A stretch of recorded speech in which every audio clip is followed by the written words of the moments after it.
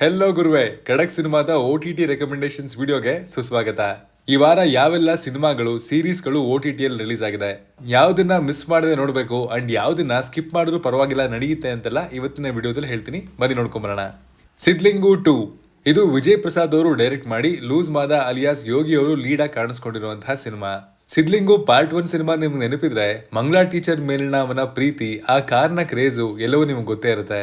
ಕಳೆದು ಹೋಗಿದ್ ಕೆಲವು ವಸ್ತುಗಳು ಅವನ ಕಣ್ಣಿಗೆ ಬಿದ್ದಾಗ ಅದನ್ನ ವಾಪಸ್ ಪಡ್ಕೊಳ್ಳೋ ಹೋರಾಟನೇ ಈ ಸಿನಿಮಾದ ಬೇಸಿಕ್ ಪ್ಲಾಟ್. ತೋತಾಪುರಿ, ಪೆಟ್ರೋಮ್ಯಾಕ್ಸ್ ನಂತಹ ಸಿನಿಮಾಗಳಲ್ಲಿ ಡಬಲ್ ಮೀನಿಂಗ್ ಜೋಕ್ಸ್ ಗಳನ್ನ ಓವರ್ಲೋಡೆಡ್ ಆಗಿ ಸಿನಿಮಾದಲ್ಲಿ ಹಾಕಿದ್ರು.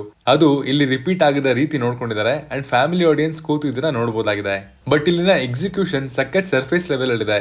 ಬಹಳಷ್ಟನ್ನ ಒಂದು ಪಾತ್ರ ಇಟ್ಕೊಂಡು ಪಾಠ ಹೇಳ್ದಂಗಿದೆ. ಸಿದ್ಲಿಂಗುನ ಇದರ ಪರ್ಫಾರ್ಮೆನ್ಸು ವಿಟ್ಟಿ ಡೈಲಾಗ್ಸ್ಗೋಸ್ಕರ ಮಾತ್ರ ಟ್ರೈ ಮಾಡಬಹುದು ಅನ್ನೋದು ನನ್ನ ಒಪಿನಿಯನ್. ಖಡಕ್ ಸಿನಿಮಾ ಪ್ರಕಾರ ಇದು ವೆರಿ ಆವರೇಜ್ ವಾಚ್. ಪ್ರೈಮ್ ವಿಡಿಯೋದಲ್ಲಿ 7.8 IMDb ರೇಟಿಂಗ್ ನೊಂದಿಗೆ ಅವೈಲಬಲ್ ಇದೆ. Heads of state Priyanka Chopra ಅವರು ಹಾಲಿವುಡ್ ನಲ್ಲಿ ಸೆಟಲ್ ಆಗಿ ಅಲ್ಲಿನ ದೊಡ್ಡ ಆಕ್ಷನ್ ಸಿನಿಮಾಗಳಲ್ಲಿ ಕಾಣಿಸ್ಕೊಳ್ತಾ ಇರೋದು ನಿಮ್ಮೆಲ್ಲರಿಗೂ ಗೊತ್ತೇ ಇದೆ. ಅದೇ ಸಾಲ್ಗೆ ಬಂದಿರುವಂತಹ ಹೊಸ cinema heads of state. John Cena, Priyanka Chopra, Idris Elba ಅವರು ಲೀಡ್ ಆಗಿ ಕಾಣಿಸ್ಕೊಂಡಿರುವಂತಹ ಈ ಸಿನಿಮಾದ ಕತೆ ಸುತ್ತೋದು US ಹಾಗೂ UKಯ ಪ್ರೆಸಿಡೆಂಟ್ಸ್ ನ ಸುತ್ತ. ಇಬ್ರು ಒಬ್ರನ್ನ ಒಬ್ರು ಭೇಟಿ ಆಗೋದಕ್ಕೆ ಹೊರಟಾಗ ಒಂದಷ್ಟು ಅನಾಹುತಗಳು, ಒಂದಷ್ಟು ಕಾಮಿಡಿ ಆಫ್ ಎರರ್ಸ್ ಆಗುತ್ತೆ. ಏನದು, ಯಾರಿದಕ್ ಕಾರಣ? ಇಲ್ಲಿ ಏಜೆಂಟ್ ಆಗಿ ಕಾಣಿಸ್ಕೊಂಡಿರುವಂತಹ ಪ್ರಿಯಾಂಕಾ ಅವರ ಪಾತ್ರ ಆದ್ರೂ ಏನು ಅನ್ನೋದೇ ಇಲ್ಲಿನ ಪ್ಲಾಟ್. ಇಲ್ಲಿನ ಆಕ್ಷನ್ ಎಪಿಸೋಡ್ ಇಲ್ಲಿನ ಬಿಗ್ಗೆಸ್ಟ್ ಹೈಲೈಟ್ ಅಂದ್ರೆ ತಪ್ಪಾಗಲ್ಲ. ಎಲ್ಲಿ ಏನೇನ್ ಬೇಕು, ಎಷ್ಟು ಬೇಕು ಅಂತ ತಿಳ್ಕೊಂಡು ಚೆನ್ನಾಗಿ ಬ್ಲೆಂಡ್ ಮಾಡಿದ್ದಾರೆ. ಅವು ಖಂಡಿತ ಇಷ್ಟ ಆಗುತ್ತೆ. ಜಾನ್ ಸೀನಾ ಅವರ ಪರ್ಫಾರ್ಮೆನ್ಸು ಅಷ್ಟು ಚೆನ್ನಾಗಿರುತ್ತೆ ಅಂತ ನಾನಂತೂ ಎಕ್ಸ್ಪೆಕ್ಟ್ ಮಾಡೇ ಇರ್ಲಿಲ್ಲ ಗುರುವೆ. ಖಡಕ್ ಸಿನಿಮಾ ಪ್ರಕಾರ ಇದೊಂದು ಗುಡ್ ವಾಚ್. 6.8 IMDb ರೇಟಿಂಗ್ ನೊಂದಿಗೆ ನಮ್ಮ ಭಾಷೆಯಲ್ಲೇ ಪ್ರೈಮ್ ವಿಡಿಯೋನಲ್ಲಿ ಅವೈಲಬಲ್ ಇದೆ. ಉಪ್ಪು ಕಪ್ಪು ರಂಬು ಇದು ಅನಿ ಐವಿ ಸಸಿ ಅವರು ಡೈರೆಕ್ಟ್ ಮಾಡಿ ಕೀರ್ತಿ ಸುರೇಶ್, ಸುಹಾಸ್ ಅವರು ಲೀಡ್ ಆಗಿ ಕಾಣಿಸ್ಕೊಂಡಿರುವಂತಹ ಸಿನಿಮಾ. ಇಲ್ಲಿನ ಮುಖ್ಯ ಪಾತ್ರಧಾರಿಗಳು ಅಪೂರ್ವ ಹಾಗೂ ಚಿನ್ನ. ಇವರ ಊರಿನ ಸ್ಮಶಾನದಲ್ಲಿ 4 ಜನರನ್ನ ಹೂಳುವಷ್ಟು ಜಾಗ ಮಾತ್ರ ಉಳ್ಕೊಂಡಿದೆ. ಈ ಒಂದು ಸಮಸ್ಯೆನ ಹೇಗೆ ನಿವಾರಿಸ್ತಾರೆ ಅನ್ನೋದೇ ಇಲ್ಲಿನ ಪ್ಲಾಟ್. ಟ್ರೈಲರ್ ನೋಡಿದಾಗ ಇದರ ಪ್ಲಾಟ್ ಹಿಲೇರಿಯಸ್ ಅಂತ ಅನಿಸ್ತು. ಈ ತರದ ಯುನೀಕ್ ಪ್ಲಾಟ್ ಲೈನ್ ನ ನಾನು ಎಲ್ಲೂ ಕೇಳಿರ್ಲಿಲ್ಲ ಗುರುವೆ. ಪರ್ಫಾರ್ಮೆನ್ಸಸ್ ಚೆನ್ನಾಗಿದಾವೆ. ಕೀರ್ತಿ ಅವರು, ಸುಹಾಸ್ ಅವರು ತಮ್ಮ 100% ಕೊಟ್ಟಿದ್ದಾರೆ. ಬಟ್ ಕಾಮಿಡಿ ಇದ್ದ ಜಾಗದಲ್ಲಿ ನನಗೆ ಎಂಟರ್ಟೈನ್ಮೆಂಟ್ ಸಿಗ್ಲೇ ಇಲ್ಲ. ಅವರು ಇಟ್ಟಿದ್ದ ಜೋಕ್ಸ್ಗಳು, ಪಂಚಸ್ಸು ಎಲ್ಲವೂ ಔಟ್ಡೇಟೆಡ್ ಆಗಿದ್ವು. ಖಡಕ್ ಸಿನಿಮಾ ಪ್ರಕಾರ ಇದೊಂದು very average watch. 6 IMDb rating ನೊಂದಿಗೆ ಪ್ರೈಮ್ ವಿಡಿಯೋನಲ್ಲಿ ನಮ್ಮ ಭಾಷೆಯಲ್ಲೇ ಅವೈಲಬಲ್ ಇದೆ. ನರಿಬೆಟ್ಟ ಅನುರಾಜ್ ಮನೋಹರ್ ಅವರು ಡೈರೆಕ್ಟ್ ಮಾಡಿರುವಂತಹ ಈ ಸಿನಿಮಾದಲ್ಲಿ ಟೊವಿನೋ ಥಾಮಸ್ ಲೀಡ್ ಆಗಿ ಕಾಣಿಸ್ಕೊಂಡಿದ್ದಾರೆ. ಇಲ್ಲಿ ನಮ್ಮ ಮುಖ್ಯ ಪಾತ್ರಧಾರಿಯ ಹೆಸರು ವರ್ಗೀಸ್ ಪೀಟರ್. ವಿದ್ಯಾವಂತನಾಗಿದ್ರು ಇವನೊಬ್ಬ ಬಡವ. UPSC ಎಕ್ಸಾಮ್ ನ ಕ್ರ್ಯಾಕ್ ಮಾಡ್ಬೇಕು ಅನ್ನೋ ಹಠ ಇದೆ, ಬಟ್ ಅದು ನೆರವೇರ್ತಾ ಇರೋದಿಲ್ಲ. ಹೀಗಿರುವಾಗ CRPF ನ ಕಾನ್ಸ್ಟೇಬಲ್ ಆದಂತಹ ಇವನು ಏನೇನು ವಿಚಿತ್ರ ಘಟನೆಗಳನ್ನ ಎದುರಿಸ್ತಾ ಪೊಲೀಸ್ ಹಾಗೂ ಒಂದು ಟ್ರೈಬಲ್ ಕಮ್ಯುನಿಟಿಯ ಮಧ್ಯೆ ಹುಟ್ಕೊಳ್ಳುವಂತಹ ಕಿಡಿ ಎಲ್ಲವನ್ನ ನೀವು ಈ ಸಿನಿಮಾದಲ್ಲಿ ನೋಡಿ ತಿಳ್ಕೊಬಹುದಾಗಿದೆ. ಮಲಯಾಳಂ ಇಂಡಸ್ಟ್ರಿ ಹೇಗೆ ಒಂದು ಗೋಲ್ಡನ್ ಫೇಸ್ ಅಲ್ಲಿ ಕೂತ್ಕೊಂಡ್ಬಿಟ್ಟಿದೆ ಅನ್ನೋದು ನಿಮ್ಮೆಲ್ಲರೂ ಗೊತ್ತೇ ಇದೆ. ಅಂಡ್ ಈ ಸಿನಿಮಾ ಕೂಡ ಅದಕ್ಕೆ ಆಡಪ್ ಆಗಿದೆ. 2003ರ ನೈಜ ಘಟನೆಗಳಿಂದ ಇನ್ಸ್ಪೈರ್ ಆಗಿರುವಂತಹ ಇಲ್ಲಿನ ಕತೆ ನಿಮ್ಮನ್ನ ಬೆಚ್ಚುತ್ತೆ. ಕತೆ ಮತ್ತು ಅದಕ್ಕೆ ಬೇಕಾದಂತಹ ಡ್ರಾಮಾ ಕರೆಕ್ಟ್ ಆಗಿ ಬ್ಲೆಂಡ್ ಆದ್ರೆ ನರಿಬೆಟ್ಟ ಅಂತಹ ಒಳ್ಳೆ ಕಂಟೆಂಟ್ಗಳು ಸಿಗ್ತವೆ. ಇದೊಂದು ಗುಡ್ ವಾಚ್. 7.1 IMDb ರೇಟಿಂಗ್ ನೊಂದಿಗೆ ಈ ಸಿನಿಮಾ ಸೋನಿ ಲೈವ್ ನಲ್ಲಿ ನಮ್ಮ ಭಾಷೆಯಲ್ಲೇ ಅವೈಲಬಲ್ ಇದೆ. ಕಾಲಿದಾರ್ ಲಾಪತಾ ಈ ಕರೆಂಟ್ ಸಿಚುವೇಶನ್ ಹೆಂಗಿದೆ ಅಂದ್ರೆ, ಫಿಲ್ಮ್ ಮೇಕರ್ ಆದವನು ಬಾಕ್ಸ್ ಆಫೀಸು, ಹಿಟ್ಟು, ಮಾರ್ಕೆಟಿಂಗು ಎಲ್ಲದರ ಮೇಲೆ ಹೆಚ್ಚಿನ ಗಮನ ಕೊಟ್ಟು ಒಂದು ಆವರೇಜ್ ಪ್ರಾಡಕ್ಟ್ ಅನ್ನ ಡೆಲಿವರ್ ಮಾಡಿ ಅದನ್ನ ಮಾಸ್ಟರ್ ಪೀಸ್ ಅಂತ ಸಮರ್ಥಿಸ್ಕೊಳ್ತಾರೆ. ಆದ್ರೆ ಇಂತಹ ಒಂದು ರಿಲ್ಯಾಕ್ಸಿಂಗ್ ಕಂಟೆಂಟ್ ಬಂದಾಗ ಸಿನ್ಸಿಯರ್ ಫಿಲ್ಮ್ ಮೇಕರ್ಸ್ ಇನ್ನೂ ಇದರ ಏನೋ ಹೋಪ್ ಬರುತ್ತೆ. ಮಧುಮಿತಾ ಸುಂದರ ರಾಮನ್ ಅವರು ಡೈರೆಕ್ಟ್ ಮಾಡಿ ಅಭಿಷೇಕ್ ಬಚ್ಚನ್ ಅವರು ಲೀಡ್ ಆಗಿ ಕಾಣಿಸ್ಕೊಂಡಿರುವಂತಹ ಈ ಸಿನಿಮಾದ ಕತೆ ಸುತ್ತೋದು ಕಾಲಿದಾರ್ ಎಂಬ ಪಾತ್ರದ ಸುತ್ತ. ಪರಿವಾರದಿಂದ ದೂರ ಆಗಿರುವಂತಹ ಕಾಲಿದಾರ್ಗೆ ಜೀವನದಲ್ಲಿ ಖುಷಿ ಇಲ್ಲ. ಯಾವ್ದನ್ನ ನೋಡಿದ್ರು ಮಾಡಿದ್ರು ಅವನಿಗೆ ಸಂತೋಷ ಅನ್ನೋದೇ ಇಲ್ಲ. ಆಗ ಇವನಿಗೆ ಒಂದು ಪುಟ್ಟ ಹುಡುಗ ಸಿಗ್ತಾನೆ ಅಂಡ್ ಅಲ್ಲಿಂದ ಇವನ ಥಾಟ್ ಪ್ರೋಸೆಸ್ ಚೇಂಜ್ ಆಗ್ಬಿಡುತ್ತೆ. ಆ ಬ್ಯೂಟಿಫುಲ್ ಜರ್ನಿಲಿ ಏನೆಲ್ಲ ಆಯ್ತು ಅನ್ನೋದೇ ಇಲ್ಲಿನ ಪ್ಲಾಟ್. ಅಭಿಷೇಕ್ ಅವರು ಎಸ್ಪೆಷಲಿ ಲಾಕ್ ಡೌನ್ ಕಳೆದ್ಮೇಲೆ ಮಾಡ್ತಿರುವಂತಹ ಸ್ಕ್ರಿಪ್ಟ್ ಸೆಲೆಕ್ಷನ್ ಸಖತ್ ಯುನೀಕ್ ಆಗಿದೆ.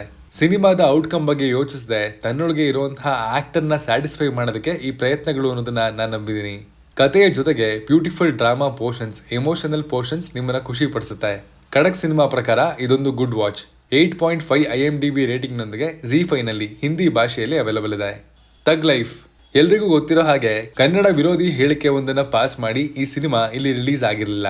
ಸಿನಿಮಾ ನೋಡಿದ್ಮೇಲೆ ಅದು ರಿಲೀಸ್ ಆಗದೆ ಇದ್ದಿದ್ದೆ ಒಳ್ಳೇದಾಯ್ತು ಅಂತ ಅನಿಸ್ತು. ಬಟ್ ಏನೇ ಇರಲಿ, ಅದಾದ್ಮೇಲೆ ಕೋರ್ಟ್ ಆರ್ಡರ್ ತಗೊಂಡು ಅವ್ರು ರಿಲೀಸ್ ಕೂಡ ಮಾಡಿದ್ರು. ಮಣಿರತ್ನಂ, ಕಮಲ್ ಹಾಸನ್, AR ರೆಹಮಾನ್ ಎಲ್ಲ ಒಟ್ಟಿಗೆ ಬಂದ್ರು ಈ ಸಿನಿಮಾನ ಉಳಿಸ್ಕೊಳ್ಳೋದಕ್ಕಾಗ್ಲಿಲ್ಲ. ಸಿನಿಮಾದ ಪ್ಲಾಟು ಬಹಳನೇ ಕನ್ಫ್ಯೂಸಿಂಗ್ ಆಗಿದೆ. 20 ನಿಮಿಷ ನೋಡ್ತಿದ್ದ ಹಾಗೇನೆ ಬೋರ್ ಹೊಡಿಯೋದಕ್ಕೆ ಸ್ಟಾರ್ಟ್ ಆಗೋಯ್ತು. ಅಂಡ್ ಇದನ್ನ ಮುಗಿಸಿದ ನನಗೆ ಸದ್ಯ ನಮ್ಮ ರಾಜ್ಯದ ಡಿಸ್ಟ್ರಿಬ್ಯೂಟರ್ಗಳು ಸೇಫ್ ಆದ್ರೂ ಅನ್ನೋ ಭಾವನೆ ಉಂಟಾಗಿದ್ದು ಸುಳ್ಳಲ್ಲ. ಇನ್ನು ತ್ರಿಷಾ, ಅಭಿರಾಮಿ ಅವರ ಪಾತ್ರ ಬರೆದಿರುವಂತಹ ರೀತಿ ಸಖತ್ ಡಿಸ್ಟರ್ಬ್ ಮಾಡಿದ್ವು. ಒಟ್ಟಾರೆ ಹೇಳೋದಾದ್ರೆ ಖಡಕ್ ಸಿನಿಮಾ ಪ್ರಕಾರ it is below average watch. Box office ನಲ್ಲಿ ಫ್ಲಾಪ್ ಟ್ಯಾಗ್ ಅನ್ನ ಪಡ್ಕೊಂಡಂತಹ ಈ ಸಿನಿಮಾ 4 IMDb ರೇಟಿಂಗ್ ನೊಂದಿಗೆ ನೆಟ್ಫ್ಲಿಕ್ಸ್ ಅಲ್ಲಿ ನಮ್ಮ ಭಾಷೆಯಲ್ಲೇ ಅವೈಲೇಬಲ್ ಇದೆ. The hunt, the Rajiv Gandhi assassination case. Rajiv Gandhi ದೇಶ ಕಂಡಂತಹ ಒಬ್ಬ ಪ್ರಮುಖ ಪ್ರಧಾನಿ. ಉಗ್ರವಾದಿಗಳಿಂದ ಆದಂತಹ ಅವರ ಆಕಸ್ಮಿಕ ಮರಣದ ಸುತ್ತ ಈ ಸೀರೀಸ್ ನಲ್ಲಿ ಅಮಿತ್ ಸಿಯಾಲ್, ಸಾಹಿದ್ ವೈದ್ ರಂತಹ ಥಿಯೇಟರ್ ಆರ್ಟಿಸ್ಟ್ ಗಳು ಕಾಣಿಸ್ಕೊಂಡಿದ್ದಾರೆ.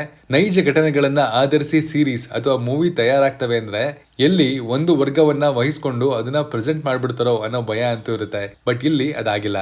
ಆದಷ್ಟು ರಿಯಲಿಸ್ಟಿಕ್ ಆಗಿ ಎಲ್ಲವನ್ನ ಪ್ರೆಸೆಂಟ್ ಮಾಡಿದ್ದಾರೆ. ಪಾಲಿಟಿಕ್ಸ್, ಇನ್ವೆಸ್ಟಿಗೇಷನ್ ಅಂಡ್ ಅದರ ಹಿಂದಿನ ಬ್ಯಾಕ್ ಸ್ಟೋರಿನ ಸಖತ್ತಾಗಿರೋ ಸ್ಕ್ರೀನ್ ಪ್ಲೇ ನೊಂದಿಗೆ ಬ್ಲೆಂಡ್ ಮಾಡಿದ್ದಾರೆ. ನನಗೆ ಅವೆಲ್ಲವೂ ಖಂಡಿತವಾಗ್ಲೂ ಒಳ್ಳೆ ಎಕ್ಸ್ಪೀರಿಯನ್ಸ್ ಅನ್ನ ಕೊಡ್ತು.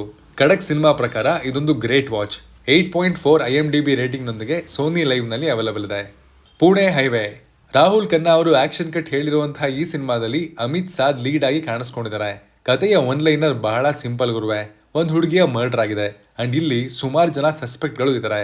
ಪೊಲೀಸು ಕೂಡ ಎಲ್ಲರ ಮೇಲೆ ಅನುಮಾನ ಇದೆ. ಅದರಲ್ಲಿ ಯಾರೀ ಕಿಲ್ಲರ್ ಅಂತ ಹುಡ್ಕೊಂಡು ಹೋಗುವಂತಹ ಕಥೆನೆ ಪುಣೆ ಹೈವೇ. ಕತೆ ಬಿಲ್ಡ್ ಆಗ್ತಾ ಕಿಲ್ಲರ್ ಯಾರು ಅನ್ನೋದನ್ನ ಗೆಸ್ ಮಾಡೋ ತವಕ ಉಂಟಾಗುತ್ತೆ. ಅಂಡ್ ಆ ಸಸ್ಪೆನ್ಸ್ ನ ಇಲ್ಲಿ ಇನ್ನಷ್ಟು ಸ್ಟ್ರಾಂಗ್ ಸ್ಕ್ರೀನ್ ಪ್ಲೇ ಸಪೋರ್ಟ್ ಮಾಡಿದ್ರೆ ಚೆನ್ನಾಗಿರ್ತಾ ಇತ್ತು. ಎಷ್ಟೋ ಕಡೆ ಇದ್ರ ಅವಶ್ಯಕತೆ ಇತ್ತಾ ಅಂತ ಅನ್ಸಿದ್ದು ಸುಳ್ಳಲ್ಲ. ಥ್ರಿಲ್ಲರ್ ಇಷ್ಟಪಡೋರ್ಗೆ ಇದು ವರ್ಕ್ ಆಗ್ಬೋದೇನೋ. 7.2 IMDb ರೇಟಿಂಗ್ ನೊಂದಿಗೆ ಪ್ರೈಮ್ ವಿಡಿಯೋನಲ್ಲಿ ಹಿಂದಿ ಭಾಷೆಯಲ್ಲಿ ಅವೈಲೇಬಲ್ ಇದೆ. ಮರ್ಸಿ ಫಾರ್ ನನ್. ಕೊರಿಯನ್ ಸೀರೀಸ್ಗಳು ಅಂದ್ರೆ ಅದೇ ಕ್ರಿಂಜ್ ಡ್ರಾಮಾ ಇರುತ್ತೆ, ನಾವು ಕನೆಕ್ಟ್ ಆಗೋದು ಕಷ್ಟ ಅನ್ನೋ ಪರ್ಸೆಪ್ಷನ್ ಅನ್ನ ನಾನು ಮುಂಚೆ ಬೆಳೆಸ್ಕೊಂಡಿದ್ದೆ. ಬಟ್ ಪಾಸ್ಟ್ ಫ್ಯೂ ಇಯರ್ಸ್ ನಲ್ಲಿ ಕೆಲವು ಸೀರೀಸ್ ಗಳನ್ನ ಎಕ್ಸ್ಪ್ಲೋರ್ ಮಾಡಿದ್ಮೇಲೆ ಅದು ಕೂಡ ಎಷ್ಟು ದೊಡ್ಡ ಇಂಡಸ್ಟ್ರಿ ಅನ್ನೋ ಐಡಿಯಾ ಸಿಕ್ಕಿದೆ. ಅಂಡ್ ಆ ಸಿನಿಮಾಗಳು ಮತ್ತು ಸೀರೀಸ್ ಗಳ ಮೇಲೆ ರೆಸ್ಪೆಕ್ಟ್ ಕೂಡ ಸಿಕ್ಕಾಬಿಟ್ಟೆ ಜಾಸ್ತಿ ಆಗಿದೆ. ಅಫ್ಕೋರ್ಸ್ ಕ್ರಿಂಜ್ ಫೀಲ್ ಮಾಡಿಸೋ ಕೆ ಡ್ರಾಮಾಗಳು ಬಹಳಷ್ಟಿವೆ.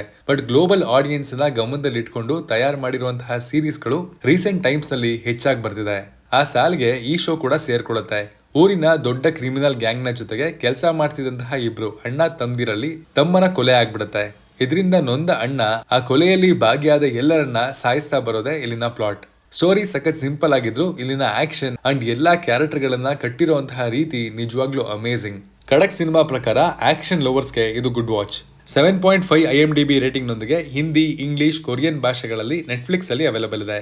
A good wife. ದುಡ್ಡು ಹೆಚ್ಚಾದಾಗ ಮನುಷ್ಯನಿಗೆ ಅದರ ಗರ್ವ ಹೆಚ್ಚಾಗಿ ಏನೇನೋ ಮಾಡ್ತಾನೆ ಅನ್ನೋದನ್ನ ನೀವು ಕೇಳಿರ್ತೀರಾ, ನೋಡಿರ್ತೀರಾ, ಅನುಭವಿಸಿರ್ತೀರಾ. ಈ ಸೀರೀಸ್ ಕೂಡ ಅದಕ್ಕೆ ಪ್ರಮುಖ ಉದಾಹರಣೆಯಾಗಿ ನಿಂತ್ಕೊಳ್ಳುತ್ತೆ. ದ ಟ್ರಯಲ್ ಎಂಬ ಹಿಂದಿ ಶೋನ ರೀಮೇಕ್ ಇದಾಗಿದ್ದು ಆ ಶೋ ತಮಿಳ್ ಡಬ್ ಆಗಿ ಆಲ್ರೆಡಿ ಇರ್ಬೇಕಾದ್ರೆ ಇದನ್ನ ತರುವಂತಹ ಅವಶ್ಯಕತೆ ಏನಿತ್ತು ಅಂತ ನನಗೆ ಗೊತ್ತಿಲ್ಲ. ತನ್ನ ಗಂಡ ಒಂದು ಅಫೇರ್ ನಡೆಸಿ ಒಂದು ಸ್ಕ್ಯಾಂಡಲ್ ಅಲ್ಲಿ ತಗಲಾಕೊಂಡಿರ್ತಾನೆ.